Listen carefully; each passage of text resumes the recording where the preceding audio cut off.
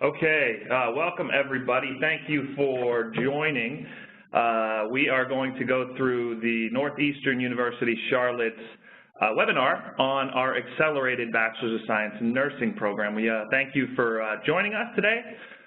If you quickly just kind of take a look to the bottom of your screen, you should see a dialog box. Please feel free to fire away with any questions. What we will do is go through this presentation, then at the end of the presentation, we will address a lot of those questions. So please feel free to ask away. My name is Andy Laver. I am the Director of Community and Corporate Relations for Northeastern University in Charlotte, and I focus primarily on this nursing program, and I am also joined with our fearless leader. Hi, I'm Megan Kirsch, Site Director for the ABSN Program here in Charlotte. So let's go ahead and get started. So to jump right in, one of the things that makes us unique is the fact that we offer 3 starts per year. As you see right there, the program is accessible. You have the ability to start the program in January, May, or September, just giving you the ability to start faster, which obviously means you can graduate sooner. Okay? Our program is accelerated. It is a 16-month program, which consists of 4 full-time, 4-semester programs, okay? If a student were to start in the fall, they are going to go fall, spring, through the summer, and back through the fall, okay? So there are no breaks. It is a fast-paced online and on-site instruction, which I'll dive a little bit further into here in a second. Anything you want to add, Megan? Nope. Good? Okay, great. One of the most common questions that I'm asked is if we are accredited, and of course the answer to that question is yes. Our program is CCNE accredited. We also received our approval through the North Carolina Board of Nursing, and we are regionally accredited as a university through the New England Association of Schools and Colleges. Our main campus is actually based out of Boston, even though we are presenting from our Charlotte location. In addition to that, our campus is approved by the Board of Governors here in North Carolina. So students who visit our campus or decide to attend class on campus are definitely eligible to sit for all licensure exams in the state of North Carolina, and actually, because we are regionally accredited and CCNE accredited, in any state they wish to obtain their licensure. Awesome. Okay, our faculty, I'd like to call them our rock stars.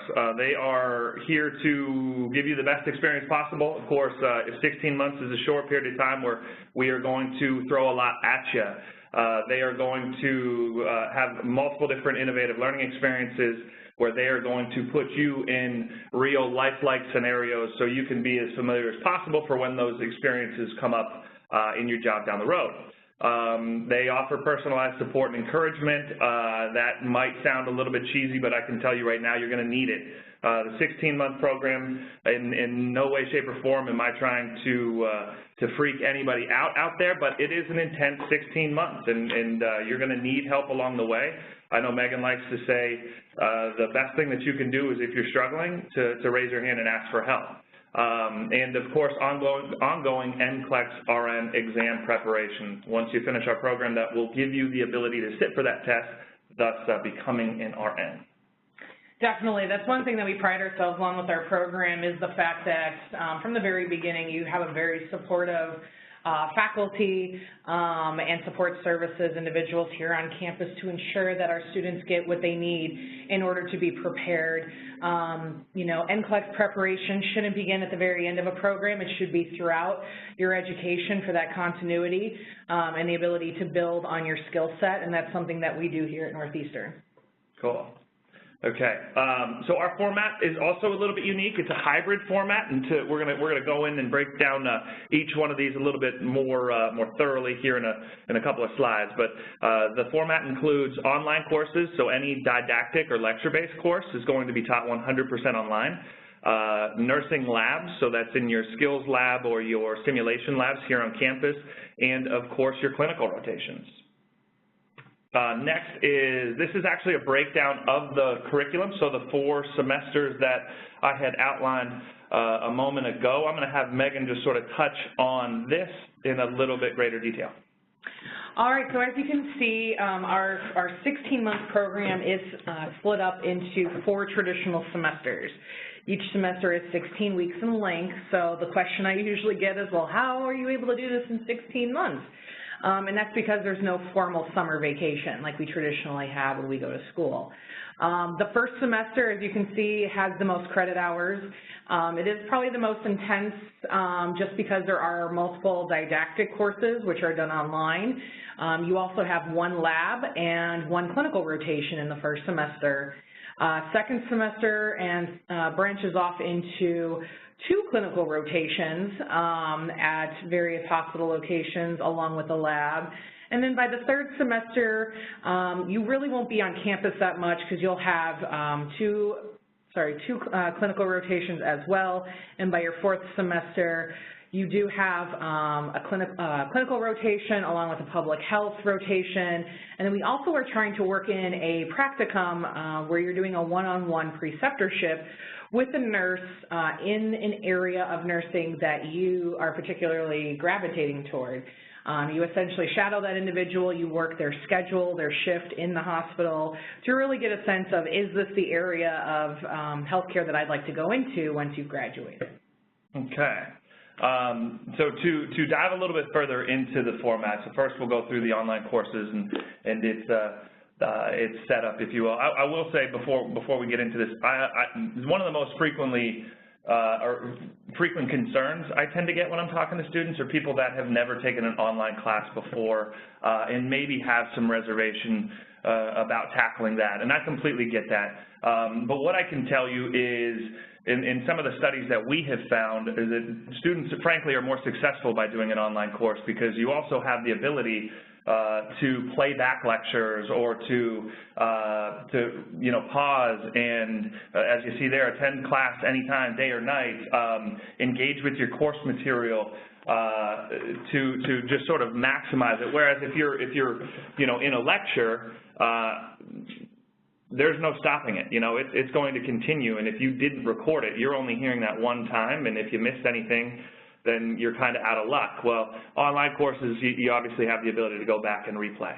Again, one of the other questions or the concerns as well is, will I be able to have access to my instructors if I have online classes?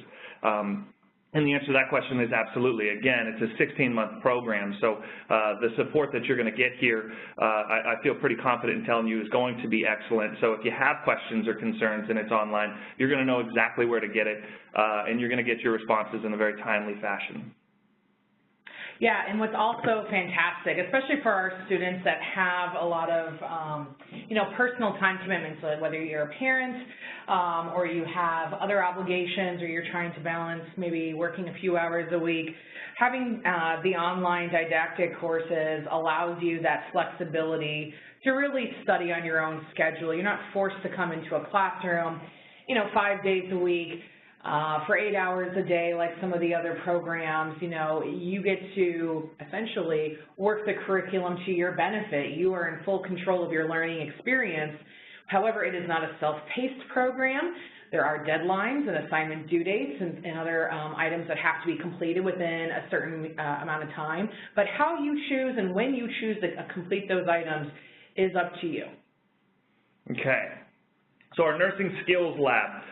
We have essentially 2 labs here. So we've got our the skills lab and our simulation lab. We will tackle the skills lab here first. What I ask everybody to sort of picture and envision is just a large classroom, an open floor plan with a number of hospital beds with what we call mid-fidelity mannequins in every single one of them. It is as lifelike as I could imagine, and I love this quote here as well by one of our current students, Patty. She says, "The professors are good at reminding us that lab is where you make mistakes," which is 100% accurate. So our students are in there. This is where you're getting your experience before you're going out to your clinicals. Apply your knowledge in a mock, risk-free clinical setting. Practice your skills using real hospital equipment and supplies, and make and correct mistakes under the guidance of faculty. Anything you want to add, Mike? No, the skills labs essentially give students that hands-on practice that they really want to make sure that they have. And with that, you know, if you have any trepidation on doing a quote-unquote online program, this is where our program really does set itself aside from those, because it's a hybrid program where you do get a combination of in-person, hands-on activity along with the online component. The skills labs also give you face-to-face interaction with your clinical faculty, with your nursing lab faculty, so that you can get the assistance, ask questions, get feedback right away, which is an amazing experience. Yeah, and also I'd like to mention, we typically will tell our students to anticipate or expect to be on campus 2 days per week, depending upon the semester for the lab. Next slide is our simulation lab.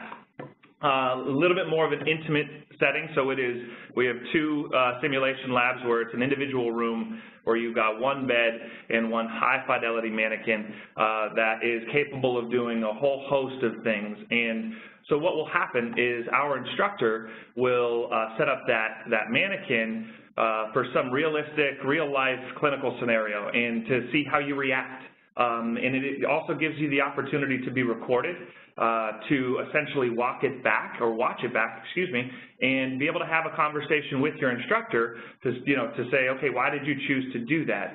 And what do you think would have been the outcome if you chose to go this route? I had heard that what's kind of interesting is there might be 5 answers, 5 correct answers, but your job is to find the best answer. So again, this is going to be an environment where it's okay to make mistakes, but we want to put you in some stressful situations so that when you're out in the field, you'll have some experience to sort of lean back on.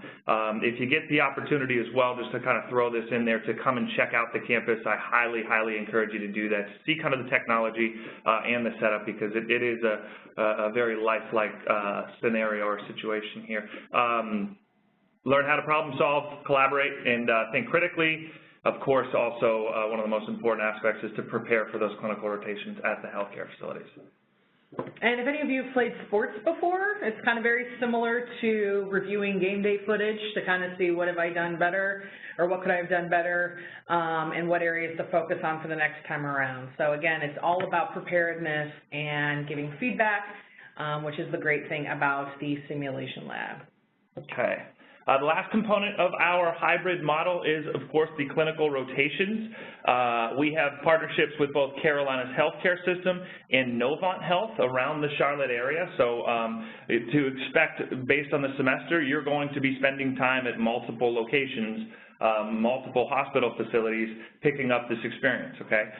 This is obviously where you get the experience in diverse areas of practice. Our students are going to be doing clinical rotations in adult health, obstetrics and women's health, pediatrics, mental and behavioral health, acute and critical care, public health, health management, and leadership. And as Megan had identified earlier, I believe it's in the last semester where you gain experience with your preceptor? Yep, okay. That's correct. Cool. Anything? Yep. All good? Okie doke. Admissions requirements. I'm going to go ahead and pass the buck to Megan here. I know this is an important one. I'll also kind of say, because I know we've had a couple of people jump on since we started. Again, at the bottom, you'll see a dialog box. Please go ahead and fire away with any questions. I've seen a couple come in, and we'll get to those at the end, so thank you for that. But for those of you that might have joined us a little bit late, if you have any questions, please don't hesitate. Just go ahead and plug those in and hit submit, and we'll get to them as best we can at the end. Megan. All right, so aside from just knowing what our program is all about, you probably want to know what do I have to do to get in. So in order to qualify for our ABSN program, it's important, or actually it's required rather, all students have to have a bachelor's degree in a non-nursing subject. So we are not a first degree program, we are a second bachelor's degree program. So you must have a bachelor's of arts or bachelor's of science degree from a regionally accredited institution. It does not matter what your major is, it can be anything, as long as you have a degree conferral. For those of you who might be finishing up your first degree, that's great. It's never too soon to talk with an admissions counselor to determine your steps so that when you are ready to move right into a nursing program, we can get you taken care of. In addition, our GPA requirement is a 3.0. from the degree granting institution. However, we can consider GPAs as low as a 2.8 from the degree granting institution. If you have questions on what your GPA is, usually if you just look at the very bottom of your transcript for your overall GPA, that's what we're looking at. And then, in addition, there are 8 prerequisite courses that have to be satisfied upon entry into the program. Northeastern University does offer online prerequisite courses that are available through our College of Professional Studies, but we also have additional options for students who maybe want to get those completed quicker to begin a program sooner than later. Okay. Next is the prereqs. Actually, Megan, do you mind just kind of knocking through these? Okay, so obviously there are 8 of them, as you see, and go for it. Yeah, so those 8 prerequisites are pretty standard for most nursing programs across the country. They are microbiology with a lab, human anatomy and physiology 1 and 2 with the lab. Oftentimes those classes might be split as just 1 full semester of anatomy and 1 full semester of physiology. Either or would work. Introduction to chemistry, which is usually principles of chemistry or general chemistry 1 with lab. It is very important that it is the first semester, not the second semester of that course. Statistics, social behavior science course, developmental psychology, which is also human growth and development or lifespan development psychology, and nutrition. The best way to know for sure, though, whether or not you have those prerequisite courses satisfied is to provide unofficial copies of transcripts to an admissions counselor to review, as we do have to verify each course for transferability into our program. Okay, cool. Admission support, okay, so to kind of walk through this as well, an admissions counselor will help you develop a prereq plan, stay on track for your target start date, put together a complete application. Now, what I'd like to say at this point is, if you're on right now, or you eventually will watch a recorded version of this maybe down the road, you obviously have some level of interest in this program. If you have not reached out to somebody from admissions, I highly encourage you to do so. Okay, that'll give you the opportunity to see really what it completely entails as it pertains to you, filling you in, getting you all the details so that you can make the best and most educated decision possible. With that said, I would also highly encourage you to, if it's feasible, to come to the campus, check it out, meet with us, see it firsthand, feel it, and that just gives you the ability to make the best possible decision. I'd lastly say that the support that you're going to get here from an admission standpoint, I'd like to believe is second to none. So they can really help you, get you the detail that you need, so again, that you can make the best possible decision. And Andy, thank you for that. That is one thing that my team prides itself on, is really wanting to work one-on-one with each individual student that we talk to, because each student's circumstance and situation is different. If you've been doing research for a while, you'll note that each program has different requirements, different deadlines, different transfer requirements, and it can get confusing really quickly, and our admissions team knows that. And each one of my counselors thoroughly enjoys talking to students. It's the thing that we love to do best, including myself. So if you're looking for an admissions department that's really going to assist you from the very beginning until you're sitting in class the first day, definitely give us a call. Great. Okay, why Northeastern? What I want to say here is, so in my role, again, I'm the community and corporate, director of community and corporate relations, and I spend a lot of time on the road and visiting with different schools and organizations and things like that. And I have a lot of pride for Northeastern, and I'm proud to work for Northeastern, and it helps a lot when I'm out there meeting with different folks, and I'm always met with a very positive, oh, Northeastern, that's a great school. Oh, Boston, right? Yeah, and so that brings a smile to my face every single time. So if you aren't fully familiar with who Northeastern is, trust that it's a terrific program. It's a terrific university, and you'd be very proud to put that on your resume as having back to your BSN, so to speak. As you can see here, two statistics. We were one of the top 40 national universities, according to U.S. News and World Report, and one of the top 10 most innovative schools. Anything to add here, Megan? No. Awesome. Okay, cool. Okay, well, thank you very much. We're going to knock out some of the questions, but before we do, you're going to see both my contact information as well as Megan's. If there are questions that we end up ultimately not getting to, please, please, please do not hesitate to reach out to any one of us. If I can't answer your question, I'll certainly find somebody that can. So again, I'd like to stress as well, if you haven't reached out to anybody in admissions, do it. You'd be making a good decision just to sort of get all the information. With that said, let's go ahead and tackle these questions. Actually, Megan, this is good. So kind of touching on what I had just spoke about. Morgan asked, I haven't really heard of Northeastern University before. How well are they known around the country?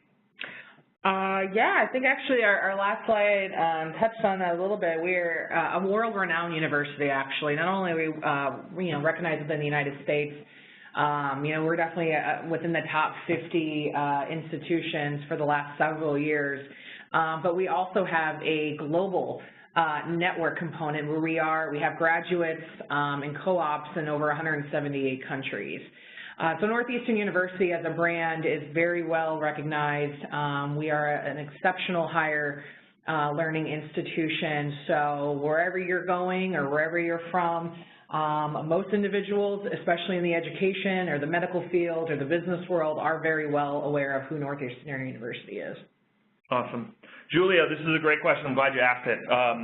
I get it a lot. Is it possible to work while in the program? Anything's possible is what I like to say.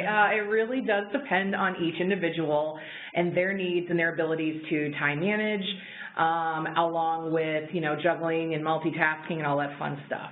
I will say this, working a full-time 40-hour-a-week job while going through an accelerated nursing program is extremely challenging, and it has been very rare that students have been successful in doing so. I know that you're all yelling at your computers, that you're an adult and you have responsibilities and bills, and I get it, I completely do. And you very well might have worked full-time while going to graduate school, I get it. But nursing is a completely different entity.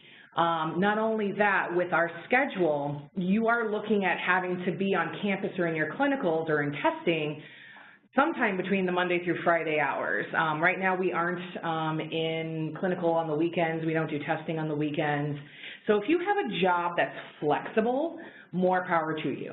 If you have a job that's maybe nights and weekends, more power to you. But if you have a standard Monday through Friday 40-hour-a-week job, then either you might want to look into different employment options or maybe a different type of program, because our students who are successful easily devote at least 60 hours a week to this program.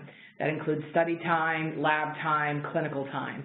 And being successful is ultimately the number one goal here. Yeah, that's well said. Okay, Ebony asks, am I able to take my prerequisites through Northeastern? Yes, so as I mentioned earlier, Northeastern University has online prerequisite courses available through our College of Professional Studies. If you have questions about how to access that coursework, definitely reach out to one of our admissions counselors who can get you that information. You can also go on Northeastern's website to the College of Professional Studies to look into that information. But again, always encourage you to reach out to our team, because depending on how quickly you want to get started, we can pair you up with the right prerequisite plan to do so. Okay. And Becca asks, can I start the program before I've completed all my prerequisite courses? I'm going to sort of, before Megan jumps in here, I'm glad you asked that. One thing that's good to note, it's rare that we have a student have all 8 prerequisites fulfilled as they're coming in immediately. So or I should say, it's not uncommon if you have a prereq outstanding. That's completely fine. If you connect with admissions, they can give you some options as far as where you can go to pick that up. I don't know if we covered this on the earlier in the presentation, but I also feel it appropriate to mention that a student can also apply if they have 6 of the 8 prerequisites completed. That's good to know. That is a unique aspect of, for Northeastern University that I'm routinely met with a lot of positives when I tell that to people. Yeah, because like we mentioned before, each program has their own requirements. For us, you can have 2 in progress. So 6 of the 8 have to be completed, 2 in progress at the time of applying. However, those courses do have to be completed by the set deadline, which typically for us is 3 to 4 weeks before the start. Cool. Okay, Sean, thank you for the question. How much does the program cost, and is there financial aid or scholarships available? So financial aid is available to those who qualify. You have to start off first with filling out that fantastic FAFSA form.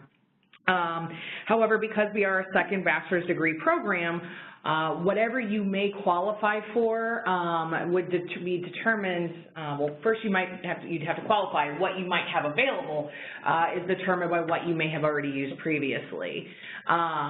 However, our admissions counselors can definitely assist you with that process.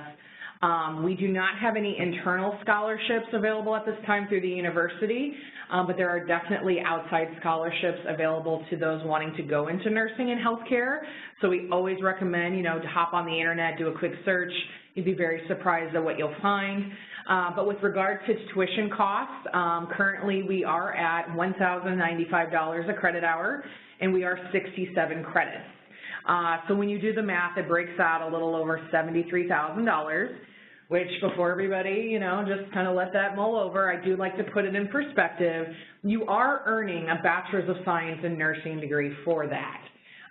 Don't look at it as, oh, I'm spending $73,000 for 16 months. You're investing $73,000 in a Bachelor's of Science in Nursing degree that's going to take you to the next level of your career goals. If you were to do maybe a traditional Bachelor's of Science in Nursing program that's a 4-year program, you definitely would be spending a lot more than that. So just kind of some things to keep in mind. And again, look into scholarships. There's also some nursing loan forgiveness programs. There are options out there, but investing in your future educational goals is definitely something that's worthwhile. Yeah, and earning potential is obviously, people are familiar, they do very well. And for good reason, they work hard. Okay, Tori asks, how often would I have to come to campus? She actually asked 3 questions. How often will I have to come to campus? Will I need a car, and is there parking available? Good question. Oh, yeah. So the amount of time that you'd be on campus varies from semester to semester. You first start off coming to campus more, and by the end, we rarely see you. First semester, you'll have a lab day, and then you'll also have testing. We try to keep those combined. But as our class sizes grow, we might have to break off and to do 2 separate days. So to be in Uptown Charlotte at our campus, it's probably on average going to be 1 to 2 days a week. When finals time rolls around, that increases because we don't want to put all your final exams on one day because that would just be cruel. And then, but to be in Charlotte in general, I like to tell students anywhere from 2 to 4 days a week, depending on the semester. Is a car necessary? I would say yes. Our clinical rotations have to be dispersed no further than 50 miles, a 50-mile radius from our campus location. Depending on where you're located and what public transportation options might be available, especially in some of the rural areas, you're going to want a car. However, a lot of our students who come to campus do take public transportation like the light rail or the bus system. So it's entirely up to you and whatever you feel comfortable with, or if you don't like driving and you like Uber or Lyft, I mean, more power to you. You just have to make sure that you are on time to your clinical rotations. Parking, anyone familiar with Uptown Charlotte knows parking is a every man for himself kind of battle. We do not have designated parking for students in our building, also not for staff, so we're all in the same boat together right now. But there are numerous parking options, all within a couple block radius, depending on your budget and your needs. But our admissions counselors have some resources that we can send you with the maps of the area for how you can find parking as cheap as $6 a day, and it goes all the way up to $25. Yeah, and also, I mean, I walk a little bit into the office, and I enjoy it. You know, if you're willing to walk just a couple of blocks, it's really not that bad. And the weather's nice. Right. And it's safe. It really is safe. Right in the middle of the summer, it gets a little hot. So other than that, it's a little trying. All right. Okay, a question from a Megan for a Megan. How fast do I get an admissions decision? Ooh, good question, Megan. One thing that's awesome about having a rolling admissions process, which means we essentially review applications as they come in 2 terms at a time, we can get a student an admissions decision within 2 weeks. So you do not have to wait for open enrollment. You do not have to wait for an application window. Now, there are deadlines, which are typically 1 month prior to the start of the program of each cohort. But right now, I'm averaging no more than 2 weeks. Sometimes it's same day, sometimes it's 2 days. But 2 to 3 weeks on average, you'll have a decision. Awesome. Okay, next question is from Tanya. Thank you for submitting it. How many students are in a class at one time and also in a clinical group? Okay, so there's multiple ways to answer this question. So with the online coursework, with the didactic courses, your online class size can vary. Sometimes you might be in campus with or in class with students in Boston and Charlotte. However, your classes here, your labs and your skills, the cohort, which is however your class size for your admissions cycle rather, is typically split in half. So right now we're running on average between 22 and 30 students a class. So you would come to lab with half of that, let's say 15. Now, and then what we do is each group of 15 gets broken down into a smaller group as well, where we try to keep students no more than 4 to a patient bed, because we do want you to have every opportunity to see, do, ask, and participate as much as possible. When students are in their clinical rotations, clinical rotation groups are no more than 8, usually 6 to 8 per clinical instructor. Again, that's to give you more one-on-one attention, the ability to ask questions and get support. So depending on what part of the program you're in really kind of determines that size, but we do have the potential to have cohort sizes as large as 72. So we definitely have plenty of opportunity and room and space for students, but no matter how large our groups are, everyone is broken down into a smaller section. I hope that makes sense. That was a lot. It did, yeah. No, that is well said. Okay, we're gonna. This will be the last question. I know there are a couple in there that we did not get to. Please email us after this if you have any questions that remain unanswered. But Carrie, thank you. How do you interact with faculty if you're taking courses online? I want Megan to just address this as well, because I know it is an important one for those people that are concerned with taking an online course if they have never done so. Oh, yeah, so interacting with faculty really depends on the faculty member. And it depends on where that faculty member is located. For the didactic courses, we do utilize a lot of adjunct faculty members who could be scattered throughout the country.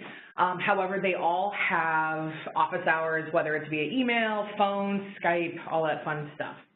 Also, though, on campus, our program director, who's over the nursing component, is very well versed in the curriculum, the exams, and content. So if you have questions specifically relating to maybe your pathophysiology course, but your pathophysiology professor's in Boston, and you really just want to see someone face-to-face, you can definitely go to her. A lot of our full-time faculty members have taught every section of the didactic courses, and they all work together on those syllabi, so they're also a great resource. And then the clinical instructors you'll see every week in lab day and at your clinical location, so you can definitely get face-to-face assistance there. But all of our staff and faculty members have office hours, and you are more than welcome to schedule appointments to come in and get extra assistance. We also have an on-site academic advisor to help walk students through any struggles or issues that they may have to make sure they have all the support that they need. Okay, awesome. So we are going to leave it there. Hope it was enjoyable or at least informative. Thank you for joining us. You've got our contact information there. Please fire away if you need anything. We will be as responsive as we possibly can be. Hope you have a great rest of your day, and hope to hear from you. Take care.